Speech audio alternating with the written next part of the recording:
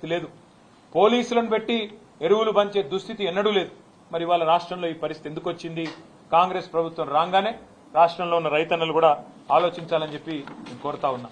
వాళ్ళ రాష్ట్రంలో పోలీసులు రెండే పనులు చేస్తున్నారు. అయితే ఒకటి బీఆర్ఎస్ నాయకుల మీద కేసులు పెట్టాలి, ఎట్లా సోషల్ మీడియాలో పోస్టులు పెట్టినా కూడా చిన్న చిన్న పిల్లల్ని కూడా భయపెట్టాలనేది ఒకటి.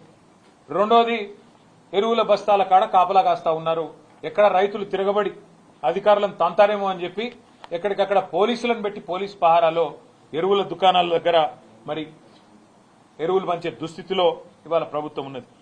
వాస్తవం ఏంది అంటే రాష్ట్ర వ్యవసాయ శాఖ కానీ, మార్కెటింగ్ శాఖ కానీ, మార్కెట్ కానీ, రవాణా శాఖ కానీ, జిల్లా యంత్రాంగం కానీ వాటి మధ్యన సమన్వయ లోపం కూడా తీవ్రంగా కనబడతా ఉన్నది. ఎందుకంటే నడిపించే నాయకుడికి వ్యవసాయం మీద అవగాహన లేదు, అంటే పరిపాలన మీద అవగాహన అంతకంటే లేదు. కాబట్టి మరి వచ్చిన యూరియా కూడా కనీసం పంచే పరిస్థితి కూడా కనబడతలేదు. అట్లాగే మరి ఇంకా దారుణం ఏంటంటే ఒకవైపు చాంతాడంత లైన్లు ఏ ఊరికి పోయినా కనబడుతుంటే వేల మంది వర్షాల్లో కూడా లైన్లలో తల్లడిల్లిపోతుంటే ముఖ్యమంత్రి గారు మాత్రం రాష్ట్రంలో ఎరువుల కొరతనే లేదు, షార్టేజ్ లేనే లేదు, ఇదంతా కృత్రిమ కొరత, సోషల్ మీడియా సృష్టి అని పనికిమాలిన డైలాగులతో టైంపాస్ చేస్తా ఉన్నారు తన జూబ్లీ హిల్స్ ప్యాలెస్ లో కూర్చొని. క్షేత్రంలోకి వస్తే తెలుస్తుంది. ఊర్లు తిరిగితే, సొసైటీల కాడికి పోతే, రైతులను కలిస్తే దమ్ముంటే ఒక్కొక్క ముఖ్యమంత్రి గాని ఒక మంత్రి గారు గాని రైతుల కాడికి పోతే వాళ్ళ పరిస్థితి ఏందో, వాళ్ళ బాధ ఏందో తెలుస్తుంది.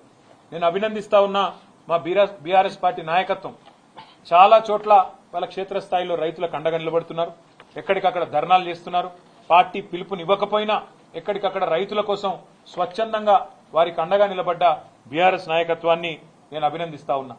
ఊరూరా రైతులు ఆధార్ కార్డులు పెట్టి వాటి మీద రాళ్లు పెట్టి క్యూ లైన్ లో చెప్పులు పెట్టి మరి రాష్ట్ర ప్రభుత్వానికి సిగ్గొచ్చే విధంగా ఇవాళ మీడియా ఆ దృశ్యాలు ప్రసారం చేస్తా ఉంటే కాంగ్రెస్ ప్రభుత్వం అవి కనబడనట్టు, రైతుల ఆక్రందనలు వినబడనట్టు, రాష్ట్రంలో కొరత లేదు అని సిగ్గులేని మాటలు మాట్లాడుతూ ఉన్నది. మొన్నటిదాకా విత్తనాల కొరత, తర్వాత సాగునీటి సంక్షోభం, కరెంటు కోతలు మరొక వైపు, కొనుగోళ్ల లేమి మరొక వైపు, ఇప్పుడు ప్రస్తుతం ఎరువుల కొరత. ఈ కాంగ్రెస్ ప్రభుత్వం యొక్క నిర్వాహకం వల్ల రైతుల్లో ఇవాళ వాస్తవానికి ఆగ్రహ విషయాలు కట్టలు తెంచుకుంటా ఉన్నాయి.